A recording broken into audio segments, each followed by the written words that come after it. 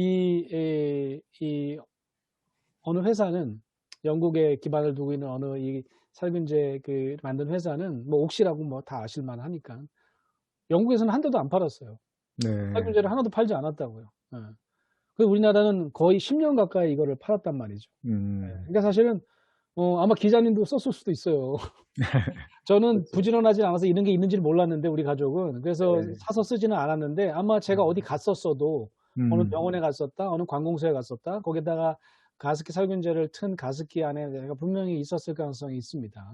예. 아. 그러니까 사실 굉장히 많은 피해를 입은 거죠. 근데 왜 국가가 이걸 잘 관리를 못 했냐라고 음. 해서 실제로 많은 분들은 이게 결국 자기 잘못처럼 '이걸 왜 샀을까 내가.' 그렇죠. 라고 예. 하지만 사실은 더 크게 보면 이런 게 위해 요소가 있다는 것을 잘 모니터링하는 관계 당국의 책임 아닙니까? 국가의 책임이 네네. 아닙니까? 그런데 네. 인제 책임지는 사람은 아무도 없는 거죠. 그 사회적 재난을 겪은 분들이 다 그런 분들입니다. 음. 지금 아직까지도 세월호에 대한 진상 규명이 안 됐다고 믿는 유가족들 많잖아요. 예. 네. 마찬가지로 우리 가습기 살균제 피해자도 이게 누가 잘못한 건지 아무도 책임지는 사람이 없고요. 음. 심지어는 제조업체의 어떤 사장들은 뭐 무죄 판결을 받고요. 이런 일들이 벌어지면 결국은 야 진짜 이런 얘기를 제가 많이 들었어요. "그냥 이민 가고 싶다."고. 아. 그러니까 아무도 나를 케어하지 않는 거예요. 예. 그나마 저는 환경부가 이런 건강 모니터링 사업을 하고 또 우리 센터 같은 센터를 만들어서 이분들을 끝까지 지원하려고 하는 그 태도는 저는 굉장히 음. 선진국에 가까운 태도라고 생각해요. 얼마만큼 우리가 지속적으로 이걸 할 수 있을지 모르겠지만 많은 경우에는 나이가 어린 피해자들은 정말 평생 토록 이런 어려움을 가지고 갈 가능성이 많아요. 예. 그러네요. 그래서 이런 예. 것들을 해야 되는 게 우리 또 국가의 책임이고 네. 또 저 같은 또 전문가는 또 우리의 전문성을 살려서 국가의 어떤 정책에 협조하면서 이 일을 해야 될 것 같습니다. 네. 일상이 무너진 피해자들을 바라보는 교수님의 그 네. 애잔한 마음이 잘 느껴지는 것 같습니다.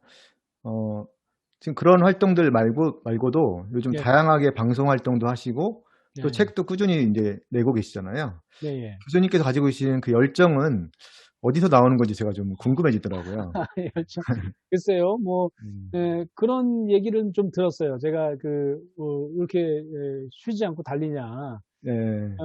저희 일찍 돌아가신 아버지 역할인 것 같기도 해요. 저희 아버지가 어. 어 환갑을 지나자마자 돌아가셨어요. 60 세가 막 넘자마자.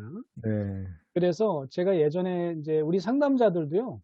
가끔 상담을 받습니다. 상담을 네네. 받아야 돼요. 예. 네. 제가 해외에 굉장히 유명한 치료사면서 또 비즈니스 코치를 하는 분을 만났는데 네. 그분한테 1 시간 동안 상담을 받은 적이 있어요.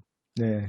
뭐 코칭을 받기도 이게 상담과 코칭을 이렇게 동시에 하는 아주 특별한 음. 분이었는데 네. 치료사 출신의 전문 코치들은 어떻게 뭐 세션을 운영하나 궁금하기도 해서 그분한테 1 시간 정도 이렇게 실제 세션을 가진 적이 있는데 네. 제가 굉장히 바쁘게 살고 열심히 일을 하고 이런 게 이유가 있더라고요. 예. 음. 어떤 얘기하다 그 얘기가 나왔냐면 저는 가을 학기가 훨씬 더 바쁜 것 같고 가을 학기가 되면 정말 몸이 피곤할 정도로 저를 굴리더라고요, 그 9월 네. 학기. 네네. 근데 그 심리 한가운데 뭐가 있냐면 9월 달에 제가 좋아하는 외할아버지, 저희 음. 아버지가 다 그때 가셨더라고요. 예. 아. 9월 말 10월 초 요때 음. 돌아가셨어요. 그래서 그때가 되면 인제 저는 아마 그분들 때문에 내가 너무 슬퍼할까 봐 네. 저도 모르게 제 자신이 굉장히 음. 워커홀릭이 됩니다. 예. 봄 아. 학기랑 다르게 가을 학기들은 저를 더 바쁘게 놀려요. 예. 네. 그거보다 더 깊숙이 무의식에 뭐가 있었는 걸 제가 발견했냐면 그 치료사랑 함께 이제 대화 중에 알게 된 거죠. 네. '아 나 일찍 죽을 수도 있어.' 우리 아버지처럼 아. 저도 한때 40대 넘자마자 혈압약을 먹었는데요. 네. 저희 할아버지도 그렇고 저희 아버님도 그렇고 다 고혈압으로 돌아가셨는데 네. '나도 아마 뭐 60 대에 갈 수도 있어.' 이런 생각을 무의식이 음. 하고 있더라고요.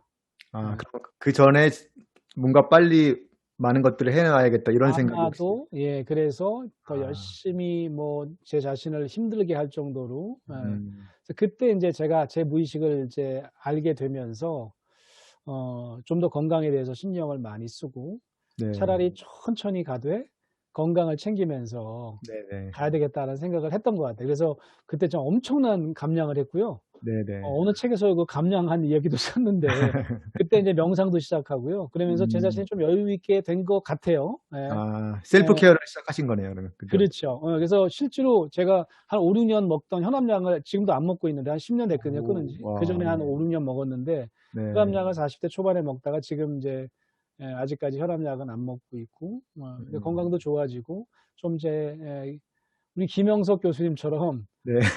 길게 가야 된다는 생각을 이제 꿈은 꿔요. 근데 네. 아직도 무의식은 항상 뭐 우리가 뭐 이렇게 바꿀 수 있다고 그렇게 쉽게 바꿀 수 있는 건 아니거든요. 그러니까 인제 그렇죠. 제 안에는 바쁘게 빨리 뭔가 이뤄야 된다고 하는 그런 불안이 있는 것 같아요. 그래서 아 자꾸 이 일 저 일 막 이거 하나 끝내기도 전에 막 세일을 하고 책 네. 쓸 때도 예 뭐 이 책 쓸 때 이미 다른 책도 막 구상하고 막 이런 삶을 사는 것 같아요. 그래서 음. 나름대로는 좀 이렇게 그 불안이 아마 이 책에도 그런 얘기 썼던 것 같아요. 불안이 저를 쪼끔 더 아 부지런하게 만드는 요인도 있는 것 같아요. 여러분 그래서 음. 불안이 절대로 나쁜 게 아니에요. 그렇죠. 공부 잘하는 사람이 긍정적인 불안한 의미 사람이 예. 많습니다. 예. 네네. 너무 심하면 과유불급이라는 말이 있잖아요. 너무 네. 심하면 없는 이만 못한 것처럼 네. 적절한 불안은 굉장히 성과를 낼 수 있어요. 공부 네. 잘하는 사람은 다 불안한 사람들입니다. 자녀들도요 불안하니깐 공부를 잘하는 거야. 네 어느 날 맞습니다. 밤에 막 잠이 안 오는 거예요. 문제집을 한 3개 풀었는데 4개 안 푼 게 네. 막 불안한 거예요. 그러니깐 한 잔 더 음. 보고 자니까 나중에 성적 보면 불안하지 않은 사람은 뭐 그냥 뭐 굉장히 천하태평으로 뭐 공부 그렇죠. 안 해 그러면 뭐 네. 어차피 점수도 안 나올 텐데 뭐 괜찮아 그러고 이제 자는 거지. 전혀 네. 불안을 느끼지 않는 거죠. 그러니까 네네네. 저한테는 좀 적절한 불안이 제 음. 인생을 좀 부지런하게 사는 데 좀 도움이 된 것 같아요. 네 그러네요. 어 방송 얘기를 잠깐 넘어가 볼 텐데요. 예예. 작년에 4 부작으로 방송됐던 그 네. TVN 프로그램 시프트에서 코로나 음. 확진자의 죽음과 관련된 내용을 음. 가족이나 뭐 어떤 그런 다른 사람들과 같이 인터뷰하셨는데 네. 이번에 방송을 찾아보면서 아버지와 마지막으로 통화하면서 울부짖는 그 아들의 그 장면을 보고 맞아요. 너무 가슴이 먹먹해졌는데요. 예예. 교수님께서는 그 방송을 하시면서 네. 어떤 걸 느끼셨는지 좀 알고 싶습니다. 저는 음 치유하는 인간에서도 그런 얘기 썼던 것 같은데 상담은 네. 기본적으로 모든 상담이 애도 상담인 것 같아요. 예. 음. 뭔가를 잃어버렸기 때문에 뭐 아까 건강 잃어버린 얘기, 삶을 네. 잃어버린 이야기를 했는데 뭔가를 상실했기 때문에 슬퍼해야 되거든요. 아 예. 슬퍼하기가 힘들어요. 예. 음. 슬퍼할 수 없게 만드는 구조가 있습니다. 아까 얘기한 대로 아니 진상 규명도 안 됐는데 내가 지금 내 자리에 앉아 있을 수가 있냐. 뭐 광화문도 가야 되고 청와대도 가야 된다. 우리 유가족 우리 부모님들이 그런 일들을 했던 것 같고 네. 지금 가습기 피해를 입은 분도 그렇고 그래서 실제로 우리 코로나 상황에서 저도 깜짝 놀란 게 제 자신부터 이렇게 돌아가신 분들이 많은데 음. 이걸 숫자라고 생각하는 거죠. 최근에는 아주 훌쩍 음. 숫자가 인제 사망자 숫자가 늘어났죠. 그렇죠.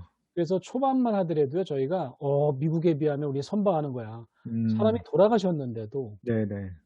그게 내 아버지라는 생각을 못 하는 거죠. 그죠? 음. 아니 뭐 몇백 명 수준이면 괜찮은 거야. 저기는 뭐 5만 명, 10만 명씩 죽어간대. 이런 얘기를 하는 네. 거죠. 네. 그러니깐 이 죽음이 그냥 숫자로 바뀌면서 이 음. 죽음에 대한 우리가 애틋한 마음뿐만 아니라 죽음을 함께 애도하는 그런 마음이 점점 없어졌던 것 같아요. 네. 이게 제가 사회적 재난이 있을 때마다 추모 방송 꽤 많이 나갔던 패널 중에 하나인데 제가 네. 뭐 천안함 때도 그렇고 뭐 네. 세월호 때도 그렇고 제가 뭐 일주기 때도 나갔었던 것 같고 네. 근데 이번에는요 돌아가신 분들에 대한 추모가 아예 없습니다. 음. 그래서 그러네요. 코로나는 뭐 우리 모두의 문제니깐 그런 여력이 없었는지도 몰라요. 예. 네. 그러다 보니깐 제가 TVN 제작자들과 처음 만났을 때 제 생각과 너무너무 맞았던 것 같아요. 네. 이분들도 이거 아니지 않습니까? 네. 어느 방송에도 추모 방송하는 데가 없고 음. 그래서 인제 몇몇 매체들이 이렇게 뭐 뉴욕 타임즈 같은 데서도 많은 사람들의 이름을 예 신문의 일면에다가 쫙 게시하면서 부고를 냈죠. 네.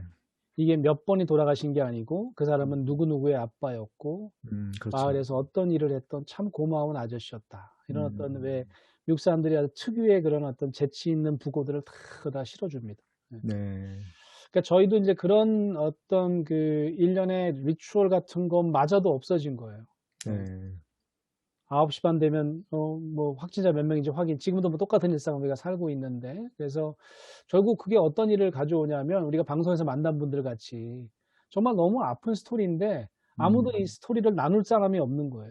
그렇죠. 예, 예, 그래서 그 방송이 저는 굉장히 중요한 일을 했다고 생각을 하고 네, 그 방송 이후에 뭐 제가 전화도 몇 번 받고 음, 메시지도 받았어요. 예, 그래서 어떤 단체에서는 그런 어, 돌아가신 분들을 위한 홀령제 같은 거 하는 아, 단체도 있더라고요. 그래서 네, 저 초대했는데 아, 제가 일요일 날 저 나름대로 또 종교 행사를 가야 되니까 예, 일정이 안 맞아서 못 갔는데 너무너무 네, 가고 싶었는데 그래서 많은 음, 단체들이 아무도 기억하지 않지만 죽은 자를 저희들이 기억하려고 애를 쓰고 있습니다. 그런 네, 노력들에 대해서 저한테 이렇게 연락해 주시는 분도 계셨습니다.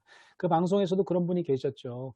그러니까 가족들도 찾아갈 수가 없기 때문에 네, 왜냐하면 감염 위험 때문에도 그렇고 또 어떤 분은 노인 요양 시설에 그냥 맡겨져서 음, 가족들에게 연락조차 두절된 사람도 있어요. 그런 아, 예, 분들의 시신을 직접 거뒀던 장례 봉사했던 분들 그 단장님을 만나서 인터뷰하는 게 있었는데 네, 그런 분들이 참 우리 사회에 필요한 일들을 하시는 거라고 생각이 들어요. 그래서 네, 우리가 앞으로도 코로나로 인해서 많은 분들이 또 고통을 겪고 또 돌아가실 텐데 그중에서 정말 어, 아무도 알아주지 않는 그 외진 곳에서 고통받고 죽어가는 분들을 기억하는 일들은 누군가가 계속해서 지속적으로 해줬으면 좋겠다 그런 생각이 들고요. 음, 단순 방송뿐만 아니라 우리 시민사회도 그런데 좀 더 적극적으로 참여했으면 좋겠다는 생각이 듭니다. 네. 네.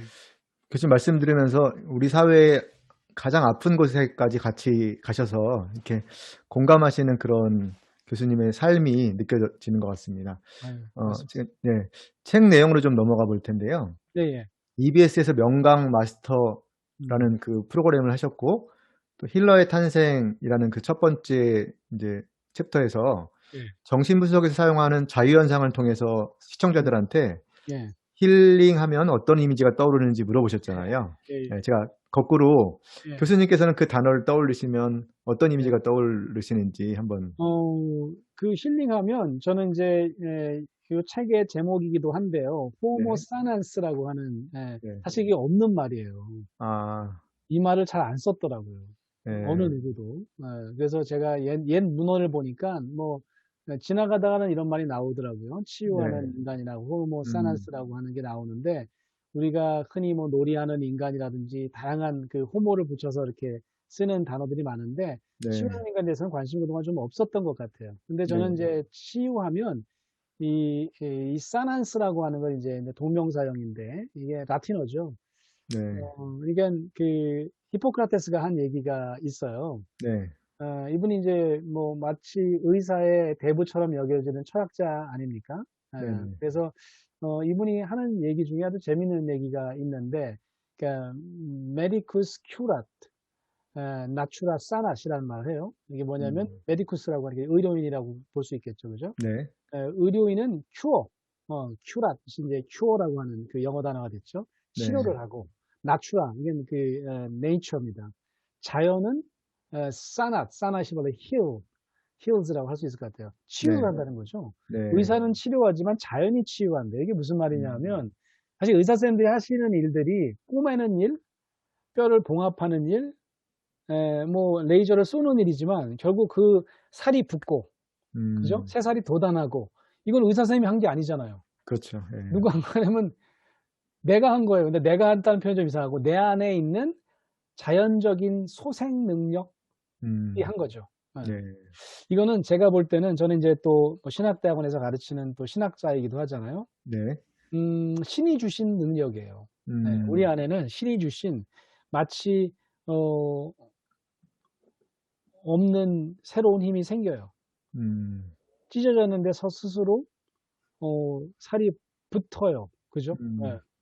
그러니깐 우리가 기부스라고 하는 게 대단한 것 같지만 네. 안 움직이게 이렇게 가만두면 뼈가 저절로 움직이지 않고 더 이상 충격을 음. 안 받으면 저절로 붓는단 말이죠. 네네. 엄청난 힘 아닙니까? 그러니까 그렇죠. 힐링하면 저는 이런 어떤 신적인 능력이 자연적인 음. 소생력이 우리 안에 있다는 거죠. 꼭 신체만 그러냐? 제가 이 음. 책에서 얘기한 거는 아니다. 심리적인 정신적인 측면에서도 우리 안에는 네. 소생할 수 있는 스스로 음. 딛고 일어날 수 있는 그런 자원들을 이미 가지고 있다. 아 그런 생각을 하게 되는 거죠. 그래서 제가 다른 분들과 자유현상이 좀 다르다면 다른 분은 자기 안에서 찾기보다는 자꾸 바깥에서 찾는 것 같아요.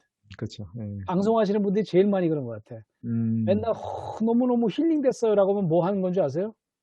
뭐 먹은 거야. 아 예. 먹방에서 힐링됐다고 그래요. 아니면 어떻게 하면 요즘에 잘 못하지만 여행 네. 가는 방송. 그렇죠. 여행 가서 "너무 좋아. 저기 보세요. 저 야경 보세요. 너무너무 힐링돼요." 다 외부에서 뭔가가 나한테 채워져야 힐링이 된다고 생각을 하시는데 네.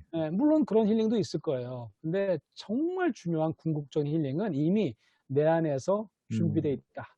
네. 이런 어떤 얘기를 드리고 싶었던 거죠, 이 책을 통해서. 네. 회복 네. 탄력성과도 좀 맞닿아 있다고. 맞습니다. 예. 맞습니다. 그렇습니다. 네. 예. 네. 회복 탄력성도 우리 안에 음. 굳이 뭐 누군가가 우리 안에 그런 힘을 주사를 해 줘야 되는 것이 아니고 네. 우리 안에는 이제 회복할 수 있는 탄력적으로 다시 일어날 수 있는 힘을 이미 가지고 있다라고 네. 하는 거죠. 예. 알겠습니다.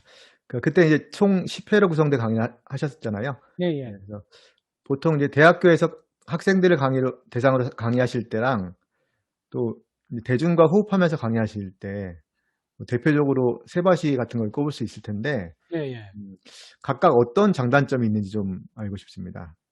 교수님 개인적인 어 입장에서. 예. 예. 근데 이제 제가 볼 때는 네. 이게 왜 교수는 이제 직급이 있잖아요. 네. 조교수, 네. 부교수, 이제 네. 정교수. 네. 저는 정교수 된 지 한 10년 이제 넘은 것 같은데 이제 좀 알 것 같아요. 이게 아 옛날에 네. 제가 교교수 시절에는 그러니까 인제 교수 초년병 시절이죠.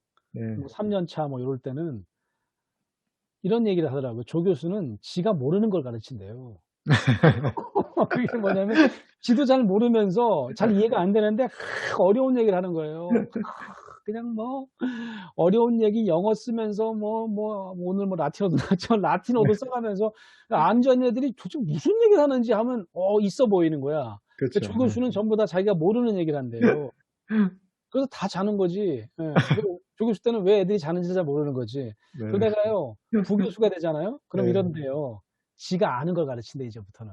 아 이제는 인제 뭐 어려운 얘기 찾아보는 것도 힘들어졌나 봐. 지가 아는 걸 가르친대요 부교수가 되면. 예? 네. 정교수가 되면 어떻게 된다는지 아세요? 정교수가 되면 기억나는 것만 가르친대. 아. 이제 나이가 들어 갖고 다 까먹어 가지고 기억나는 것만 가르친대요. 아 예. 그러니까 그 말이 되게 우스갯소리 같은데 네.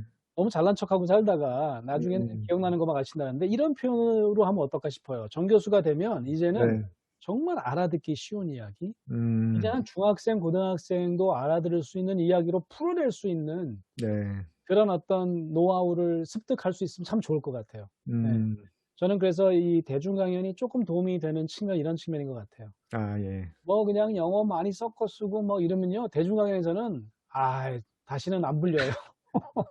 "뭔 소리 하는 거야? 저 뭐 세미나 해? 뭐 음. 박사과정 세미나 해?" 이러잖아요. 그죠? 네네네. 그러니까 대중 강연은 음. 정말 대중이 이해하기 쉽게 그래서 네. 저는 교수님들이 정말 쉽게 풀어낼 수 있는 그런 음. 기술을 가지는 거는 정말 굉장히 큰 장점이라고 생각해요. 뭐 제가 그랬다는 게 네 아니고 맞습니다. 저도 그런 걸 위해서 노력을 하려고 하는 시도들을 일찍이 할 수 있었던 것 같아요. 저는 대중 강연을 좀 일찍 시작한 편이고 또 네. 제가 공부하는 영역이 상담 분야다 보니까 저는 인제 교내에서도 인제 기업에서 위탁 교육을 한다든지 이럴 때 제가 강연을 할 기회를 많이 얻었는데 이미 네. 그분들이 삶의 현장에서는 그 기업에서는 최고 리더의 역할을 하시는 분들이에요. 그렇죠. 근데 그분들에게 제가 전공 영역을 소개한다? 그 의미가 별로 없어요. 네. 제 전공 영역을 그분들에게 맞게 쉽게 설명해서 그분들의 삶이 바꾸는 방법이 뭐가 있을까를 이제 고민하다 보니까 네.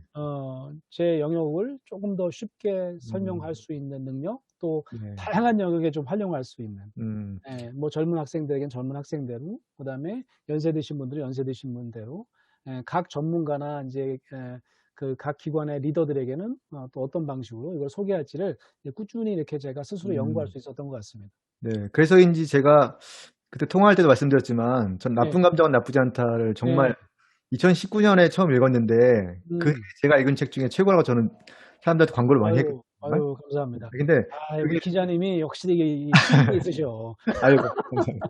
그게 왜 그런 생각이 했냐면요. 네.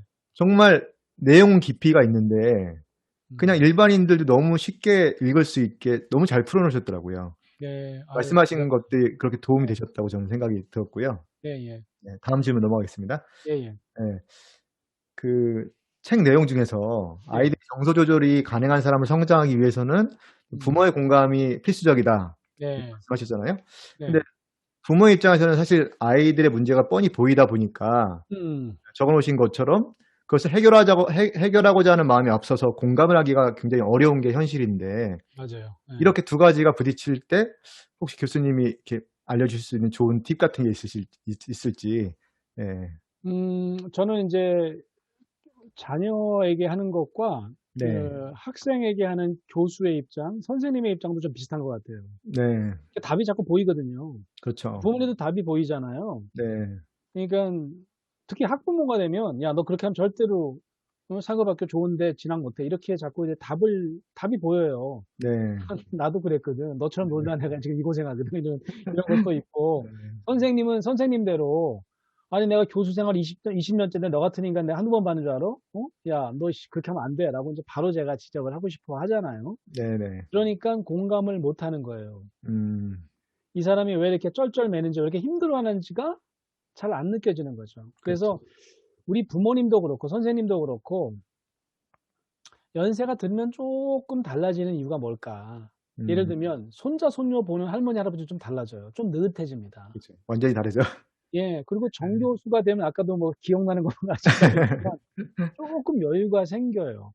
예. 네네. 안달복달 음. 해 봤자 결국 지가 알아서 지능력으로 해 나갈 때 결국 그 사람이, 예, 어떨 때는 선생을 능가하는 제자가 되더라는 것을 알게 되는 거죠, 시간이 네. 가면서. 네. 근데 우리가 나이가 들 때까지 기다리면 뭐 결국 애들은 다 크고, 예, 제자들은 뭐 욕만 실컷 한 다음에 뭐 투덜거리면서 졸업한 다음에 그렇게 느끼면 뭐 하겠어요. 그래서 제가 생각할 때는 '쪼끔만 여유를 갖자.' 이런 네. 게 굉장히 중요할 것 같아요. 네. 우리 부모님들도 쪼끔 마음의 여유를 가지고 기다려 주는 거. 예. 네. 그래서 인제 우리가 인제 가끔 TV 프로 보면 부모님 인제 이게 그 양육 뭐 육아 코칭 하시는 분들을 보면 "질문을 해라. 그리고 음. 기다려라." 이런 표현을 자꾸 쓰시는 이유가 "야, 이렇게 네. 해."라고 하지만 "너는 그럼 뭘 했으면 좋겠어? 예. 너 음. 지금 네가 진짜 하고 싶은 건 뭐야?" 물어도 보고, 네. 그런 다음에 말도 하기 전에 "야, 그런 생각 하지 마." 말도 안 되는 소리 하고 이것도 답을 또 주려고 하고 이러지 그렇죠, 그렇죠. 말고 네. 잘 듣고 경청도 좀 하고 음. "아, 너는 그렇구나. 네 입장에서는 그럴 수도 있겠다."라고 인정도 좀 해 주고, 네. 이러면서 자녀랑 마음을 맞추고 가슴을 맞추는 게 되게 중요한데 우리는 네. 늘 인제 머리만 가지고 얘기를 하는 거죠. 예. 음. 우리가 빨리빨리 지시하고 그걸 빨리 들어먹어서 이 아이가 바꾸기를 바라는데, 네. 놀랍게도요. 예, 제가 이 치유하는에서 공감에 대해서 얘기할 때 그런 얘기 썼을 것 같은데 네. 머리를 맞추는 게 아니더라고요. 음. 부모랑 잘 통한다는 아이는 어느 순간에 부모가 내 가슴을 아는 것 같은 거예요. 예. 내가 얼마나 이 내면 안에는 고민이 많고 다양한 스트레스가 많은지, 아픔이 음. 많은지를 어느 날 갑자기 엄마 아빠가 알아주기 시작한다고 생각해 보세요. 이때부터는요, 엄마 아빠가 하지 말래도 음. 내가 정말 하고 싶은 일들을 척척척 알아서 할 수가 있어요. 네. 근데 그 가슴에다가 포커스가 있지 않고 자꾸 머리에다가 지시만 한다 그러면 음. 부부터 닫아버려요, 아이들이. 예, 그렇죠. 또 저러네, 또 저러네, 또 잔소리하네 이런 얘기를 네. 하잖아요. 예. 네네. 부부도 마찬가지인 것 같습니다. 네. 부부도 오래 살면 오래 살수록 아이고 이 인간 아이고 그러면서 계속해서 지적질만 하면 네. 귀를 닫는다니까요. 아유 오늘도 또 뭐 배우자가 떠드는구나라고만 생각을 할 텐데 근데 네. 어느 날 갑자기 그동안 참 당신 힘들었겠다. 응? 음. 내가 입장을 바꿔 생각해 보니까 당신 가슴 안에 이런 느낌이 있었을 것 같아. 음. 라는 얘기를 하는 순간 갑자기 눈이 땡그레질 거예요. 응? 음. 응? 우리 아내가 우리 남편이 갑자기 뭐 약 먹었나? 왜 이러지?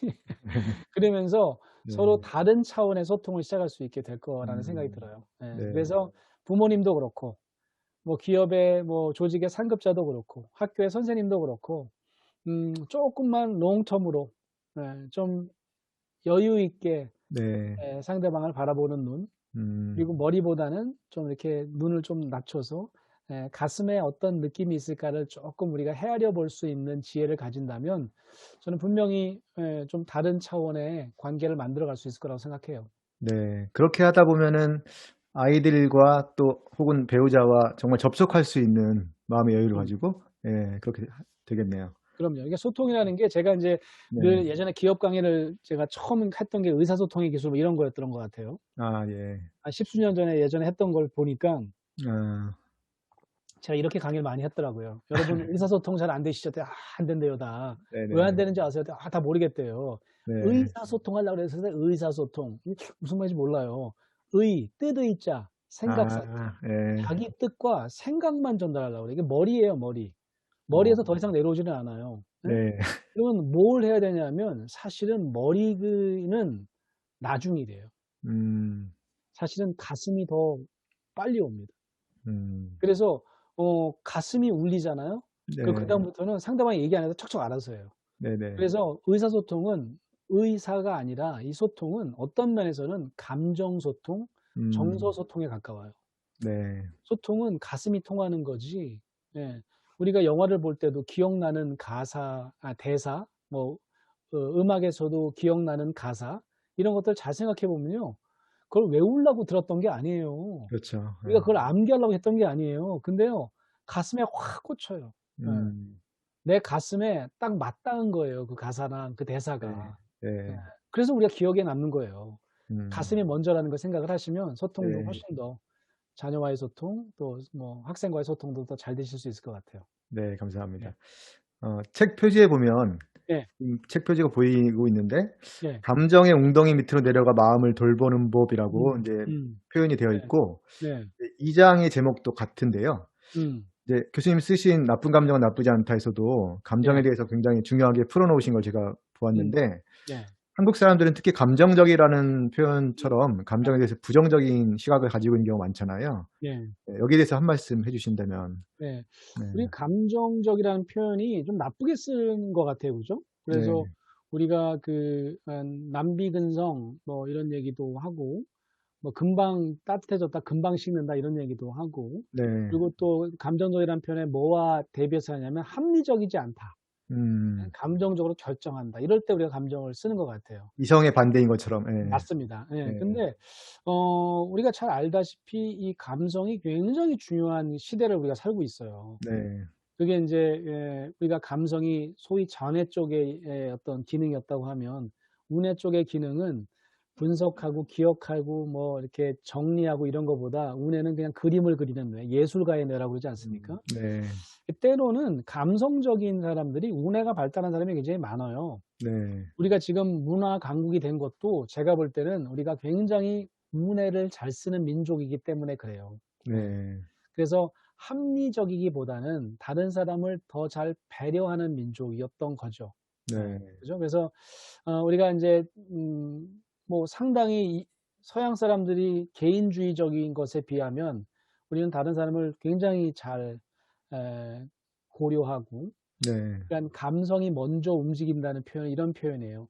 혹시 에 뭐 성경에 솔로몬 왕이라고 하는 왕이 나와요. 네. 구약 성경에 보면. 그래서 뭐 솔로몬이 그 지혜의 왕이라고 그래서 방송 프로 이름도 솔로몬이라고 하는 경우도 있고 하는데 네네. 이 솔로몬 왕이가 잘 보시면 좌뇌적인 판단을 하는 것처럼 보여요. 음. 아이를 하나 이제 놓고 두 엄마가 각자 자기 애라는 거예요. 음. 그랬더니 어떡하냐면 자르래요. 반으로. 네. 얼마나 확실한 방법이에요. 네, 굉장히 좌뇌적이고 분석적이고 합리적입니다. 잘라서 반씩 나눠 가죠. 딱 네. 얘기를 합니다. 머릿속에는 뭘 고려한 거냐면 진짜 엄마는 음. 감성이 먼저 움직일 거라는 거죠. 네. 네네. 그 아이를 살리려고 할 거라는 거예요. 아니나 다를까 한 사람이 "죄송해요. 제가 거짓말했어요. 저 사람 얘기 맞습니다. 제가 거짓말한 거예요." 음. 라고 얘기를 합니다. 네. 그래서 뭐라 그러죠? 그 엄마가 진짜 엄마라고 해서 그 네. 엄마에게 아이를 줍니다. 예. 그렇죠. 이게 사실은 보면 감성을 굉장히 많이 사용할 수 있는 그런 우뇌가 발달한 사람이 어떤 면에서 도덕성도 요즘에는 판단을 잘하는 사람을 도덕적이라고 얘기하지 않고 다른 사람에게 이타적인 영향력을 끼치고 선한 영향을 끼치는 사람을 뭐라 그러냐면 우리가 도덕적인 사람이라고 부르잖아요. 네. 그런 측면에서 우리나라 사람들이 그런 역량을 많이 가지고 있습니다. 아 그래서 그런 면에서는 저는 뭐 문화적인 강국되는데도 이익을 했다고 생각을 하고 네. 또 지금 K방역에도 역할을 했다고 생각해요. 네. K방역도 굉장히 관계 중심적인 음. 동선을 파악해서 그리고 다른 유럽 나라에서는 마스크 잘 안 쓰잖아요. 그렇죠. 마스크 태우는 막 리추얼도 하고 우리나라 사람들은요. 뭐 어떤 분들은 말을 참 잘 듣는다. 예? 굉장히 자기 의견을 잘 피력 못한다. 이렇게 나쁘게 보는 분도 있던데 네. 저는 이제 이게 공동체를 위해서 음. 나를 희생하고 다른 사람을 위하고 우리 모두를 위할 수 있는 능력이라고 생각하거든요. 근데 네. 제가 조금 부정적이라고 생각하는 거는 뭐냐하면 우리 이 한국 사람들이 정말 내면에 있는 감정을 보기가 좀 어려워요. 음. 그렇죠. 그래서 우리가 제가 오늘 강연 중에 이제 "우리는 왜 이렇게 뚜껑이 자주 열릴까?" 그런 얘기를 하는데 뚜껑이라는 게 인제 아까 말씀하신 나쁜 감정 나쁘지 않다 이제 그런 얘기를 했지만 분노 네. 감정을 다 표출할 수밖에 없는 이유가 있습니다. 그게 뭐냐면 관계를 중요하게 생각하는 민족은요 화가 잘 날 수도 있을 것 같아요, 우리나라 사람들처럼. 예. 다른 사람과 관계가 중요하지 않으면 모두 다 그냥 다른 자기와 관계없는 사람이라고 생각을 할 수 있어요. 예. 우리가 모르는 사람이 나한테 무슨 욕을 하고 간다고 그러면 그냥 하루 한 반나절 기분 나쁘고 그다음엔 괜찮아지거든요. 그렇죠. 근데 우리나라 사람들은 모든 사람과 자기와 연결돼 있다고 생각하는 사람이다 보니까 네. 관계 욕구가 조금만 좌절돼도 상대방에게 표출을 합니다. 그게 분노 감정이에요. 네. "내 안에 있는 관계 욕구가 무너졌습니다."라고 하는 거죠. 왜 네. 주변에 이렇게 요즘에 화내는 사람이 많냐. 만약 우리가 진짜 감정적이다라고 한다 그러면 이렇게 보시면 될 것 같아요. '관계 욕구가 예전에 비해서 충족이 잘 안 되는구나.' 이렇게 보시면 돼요. 아 반대로 예. 그래서 지금 저는 어떻게 그걸 생각하냐면 제가 한 20년 전에 한국에 처음 왔을 때도 유학 생활 마치고 들어갔을 때도요. 이 정도는 아니었던 것 같아요. 네. 앞집이랑 인사구신했습니다. 제가 아파트 이사 그렇죠. 참 많이 다녔거든요. 네. 제가 떡도 받아봤고요. 저도 떡도 돌려받고요. 예, 서로 인사도 하고요. 때로는 그 앞집에 가서 차도 마셨어요. 예. 네. 어느 순간 저도요. 우리 앞집에 누가 사는지 몰라요. 음. 그분도 떡을 안 줘서 나도 안 주고 있더라고. 예. 그러니까 예전 같은 마을 문화 그런 네네. 공동체 문화가요. 우린 욕구는 그대로인데 관계 욕구가 굉장히 높은데 관계 욕구가 지금 충족이 잘 안 되고 있습니다. 아 그러다 보니까 그걸 어떻게 표출하냐면 꼭 마치 남이 잘못한 것처럼 음? 상대방에게 막 이렇게 표출하는 그런 음. 시그널 감정만 많이 표출하는 게 아닌가.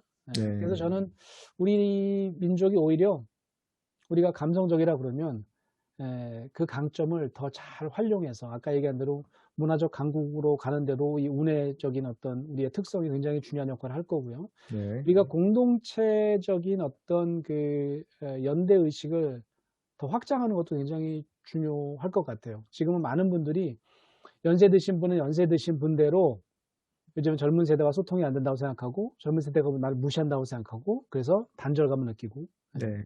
또 젊은 친구들은 젊은 친구대로 또 젊은 세대들이 맨날 라떼 드림만 하고 자기 때는 막 취업 걱정 안 하고 살았다 그러지만 우리는 정말 어마어마한 스트레스를 받고 있고 이러다 네. 보니까 자꾸 단절감을 느끼니까 자꾸 분노 게이지가 올라갑니다. 네네. 그러지 말고 우리가 어떻게든지 다시 우리 문화가 갖고 있는 어떤 연결성 음. 서로를 이렇게 배려하고 서로를 이렇게 챙겨주는 그런 어떤 감정적 연결점을 많이 찾는다면 저는 네. 건강한 감정의 어떤 표출, 네. 서로 어떤 연대감을 표출하고 음. 우리가 하나라고 하는 어떤 연대 의식을 드러낼 수 있는 자연스러운 또 민족적인 어떤 그런 강점을 되살릴 수 있을 것 같아요. 네. 알겠습니다. 감정에 대해서 제가 하나만 더 질문을 드릴 텐데 네. 지금 새로 나온 치유하는 인간에서 말씀하시는 원심력 네. 감정과 구심력 감정이 있고요. 음. 또 나쁜 감정에서 나오는 음. 거기서 1차 감정과 2차 감정이 있는데 음. 이게 지금 서로 약간 좀 복잡하게 얽혀서 좀 이해하기가 좀 어렵더라고요. 네. 네. 아유, 우리 기자님이 열심히 숙독을 하셨기 때문에 그런 수준 높은 질문이 나오는 것 같습니다. 제가 네. 처음에 이런 생각을 했어요. 이제 그 감정에 대해서 쉽게 설명하는 방법 중에 하나로 네. 감정이 동시에 일어나요. 그러니까 우리가 영어 표현으로는 I'm full of anger 이렇게 얘기를 해요. 네. I'm full of anger 하면 나는 분노로 꽉 차 있어요. 네. 아니거든요. 분노만 있는 게 아니고 사실은 내가 자존심이 좀 상했어요. 음. 그래서 뭔가 수치심이 자극됐어요. 그래서 네. 화를 뻘컥 내요. 네가 뭐 그러면서 화를 내요. 근데 네네. 알고 보면 full of anger가 아니라 내가 잘 안 느끼려고 해서 그렇지 저 밑에는 자격지심이 있다 그런 얘기예요. 수치심이. 네.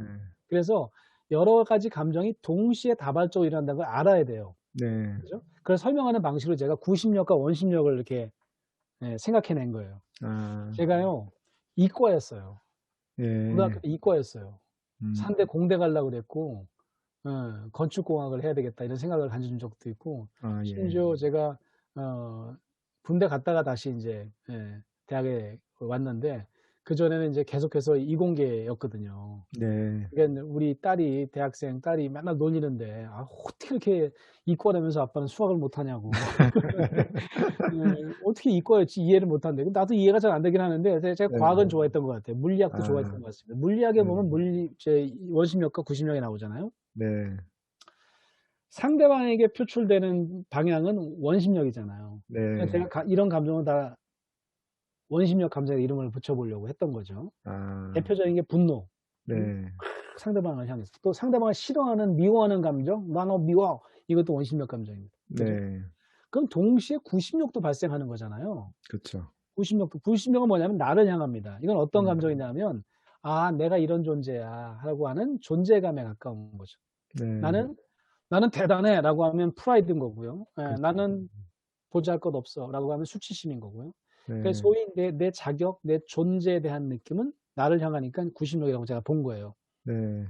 근데 그 1차 감정 프라이머리, 세컨더리가 무슨 말이냐면 제가 인제 물리학 교수님한테 인제 내가 요런 비유를 가지고 내가 인문학 강의를 해야 되겠다고 생각했을 때 우리 물리학과 교수님 한 분을 찾아갔어요. 네. "이 감정에다 이렇게 이름을 붙이려고 하는데 괜찮겠습니까?" 했더니 그 양반이 모르겠대요.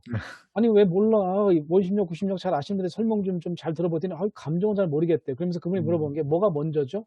"뭐가 프라이머리냐?"요. 음. 무슨 말이에요? 그랬더니 "아니 생각해 보세요 교수님. 구심력이 실제하는 힘이에요." 그런 네. 거예요, 구심력. 우리가 뭔가를 돌려보자고요. 음? 그쵸. 네. 우리가 어린 시절에 그 갓난아기 정도 되면 이렇게 손잡고 돌릴 수도 있어요. 팔이 안 빠져 그래도. 그죠? 네네. 가벼우니까. 요때 뭐예요? 구심력만 있으면 당기는 힘만 있으면 돼요. 근데 어느 순간부터 무거워지면서 '어? 이거 봐라. 얘가 나를 당기네.' 이런 힘을 느껴요. 이게 뭐예요? 원심력입니다. 그럼 뭐가 네. 퍼스트냐면 당기는 구심력이 프라이머리고 이게 워낙 존재했던 힘이고 어느 순간 중력 때문에 애가 무거워지니까 얘가 나를 당기네. 이건 세컨더리로 음. 원심력을 느끼는 거죠. 그래서 저한테 물어보는 거죠. 뭐가 먼저냐요. 음. 관계를 먼저 가지고 관계에서 내가 만족감을 얻는 게 먼저예요. 예. 근데 갑자기 그 만족감을 상실해요, 어느 순간에. 그럼 네. 어떻게 해요? 상대방에게 내가 버럭 화를 냅니다. 음. 신혼을 생각해 보세요. 신혼 때는요. 서로에 대한 관계욕과 충족이 돼 가지고 막 행복해요. 예? 그러니까 뭐 별거 아닌데도 서로 까르르 웃고 막 그래요. 네. 어느 순간에 내가 상대방에 대한 관계욕과 무너지기 시작합니다. 예. 상대방이 날 좀 위로해 줬으면 좋겠는데 어느 날 아내가 "당신 나이에 지금 아직까지 과장인 사람이 어딨냐."고 그러고 막 "제발 승진 좀 하라." 그러고 아니 내가 음. 하기 싫어서 안 하냐고 말이죠. 예. 어느 순간에 너무 자존심이 상해요. 내 존재가 심지어는 아내한테도 이런 이렇게 찌찌찌 소리 듣는 그런 비참한 존재가 됐다는 생각을 하니까 내가 네. 더 이상은 못 참겠어요. 그럼 음. 어떻게 될까요? 이 수치심을 내가 안 느끼고 싶어져요. 이걸 그렇죠. 방어하고 싶어져요. 그러면 어떻게 해요? 네. 벼락같이 세컨더리 감정인 음. 원심력을 상대방에 그 아내는 괜히 "왜 승진 안 하냐?"고 물어봤다가 갑자기 그냥 막 벌컥 뒤집어지는 거죠. 네네. 그 격발된 분노를 경험하는 거죠. 예. 음. 그러니까 우리가 어떻게 생각하면 좋으냐 하면 분노를 자꾸 드러내는 분 같으면 저분이 저 안에 많은 관계 욕구가 충족이 되지 않아서 네. 스스로를 별로라고 느끼는구나 라고 네. 생각하시면 음. 굉장히 정확해요. 네. 그래서 네. 네. 기업에서 제가 얘기할 때도 그런 얘기를 많이 하거든요. 네. 여러분 직원 중에서 팀원 중에서 굉장히 그 감정 조절 잘 안 하고 못하고 네. 관계 안 좋고 이런 사람 있죠. 그럼 막 여럿이 있대요. 그건 왜 그런 것 같아서 하면 성격이 더럽대거나 성격 파탄자 같대요. 아니거든요. 사실 네. 알고 보면 관계 욕구가 큰데 음. 팀장님한테 맨날 야단 맞죠. 팀원들 좋아요? 다 안 좋아하죠. 자기도 음. 알아요. 네. 그러니까 자기 스스로를 별로 좋게 생각하지 않아요. 그렇죠. 근데 몇 번 다치고 나면 마음을 다치고 나면 내가 어떻게 했냐면 내가 방어를 해야 돼요. 제일 음. 먼저 방어하는 게 뭐냐면 고슴도치로 변합니다. 까칠해져. 네. 네. 잘 안 어울려요. 어.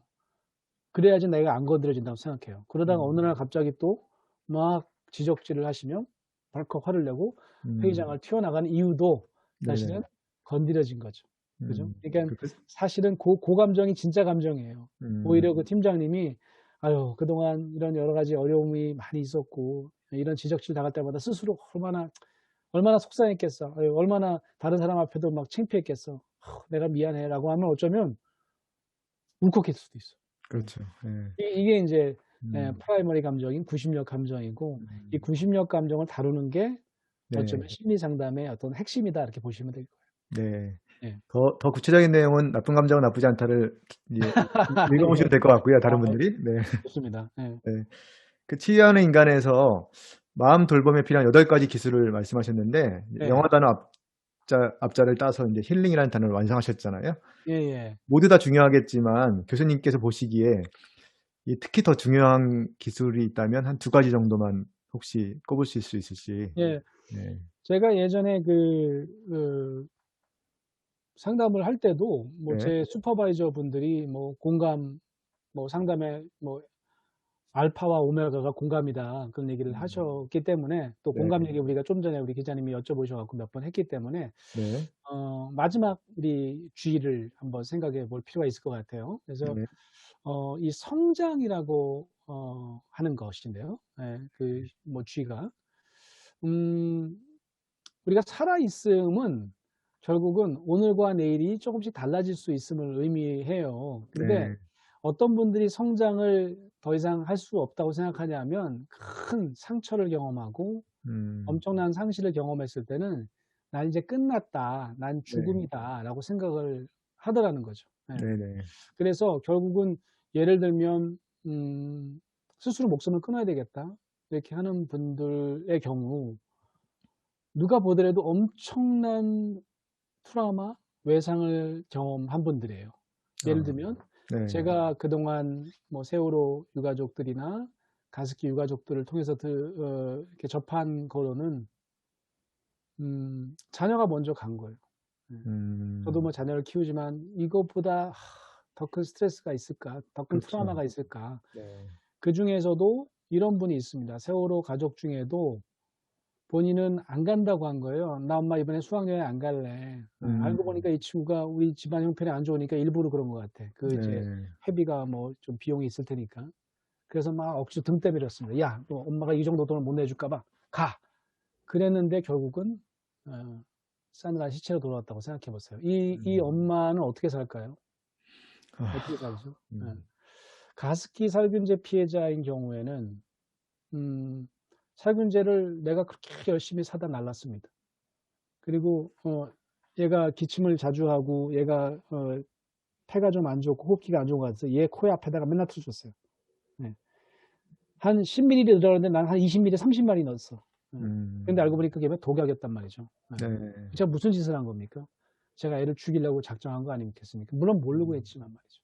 엄청난 죄책감에 빠지겠죠. 이런 그렇죠. 분이 어떻게 살겠냐고요. 네. 그래서 많은 분들이 이런 트라우마를 경험하면 이제 이런 심리적 외상을 트라우마라고 하지 않습니까? 요즘에 너무 자주 쓰는 일반 용어처럼 돼 버렸는데 트라우마라고 하는 게 예전에 이렇게 생각했어요. 전쟁 갔다가 엄청난 그런 비극적인 장면에 많이 노출됐던 사람들, 전쟁 갔다 온 사람들은 그 트라우마가 평생 간다. 평생 네. 약 먹고 살아야 된다. 그러면 이런 사회적 재난의 피해자들도 평생 약 먹고 살아야 된다. 그래서 그걸 뭐라고 얘기를 했냐면 전쟁 갔다 온 베트남 전쟁 갔다 온 분들에게서 처음 이제 연유된 용어인데 심리적 외상 이후에 이제 스트레스 증후군이 온다라고 네. 해서 PTSD라고 하는 네네. 포스트 트로마틱 스트레스 디소더라고 하는데요. 네. 이 PTSD는 결국 뭐냐면 외상 후 장애를 갖고 산다는 거예요. 디소더가 장애 아니겠습니까? 네.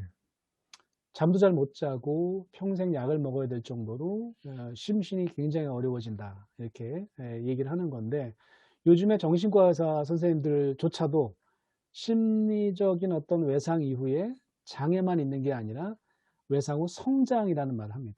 음. 우리 상담 전문가들은 이제 외상이라는 표현 또 트라우마라고 하는 표현보다는 또 역경 후 성장이라는 말도 많이 하는데요. 네. 내가 결혼에 실패했어요? 그럼 이혼하면 끝장이라고 생각하는 분들도 많고요. 내가 대학에 떨어졌어요? 난 끝장이라고 생각하는 분도 굉장히 많고요. 네. 내가 지금 뭐 3번, 4번 했는데도 또 취업이 안 돼요? 난 이제 끝장이라고 생각하는 사람도 많습니다. 그죠? 예. 그런데 그런 경우에 어떻게 성장이 가능하냐고요. 어떻게 음. 역경 후 성장이 가능하냐고요. 음. 그거는 뭐냐면 차원이 달라지는 것 같아요. 네. 마치 내가 생각했던 차원보다 훨씬 더 내가 나를 생각하는 에 시각, 내가 세상을 보는 시각이 차원이 한 차원 높아집니다. 네. 예를 들면 내 자녀를 잃었는데 세월호 유가족들이라든지 이런 분들이요 달라집니다.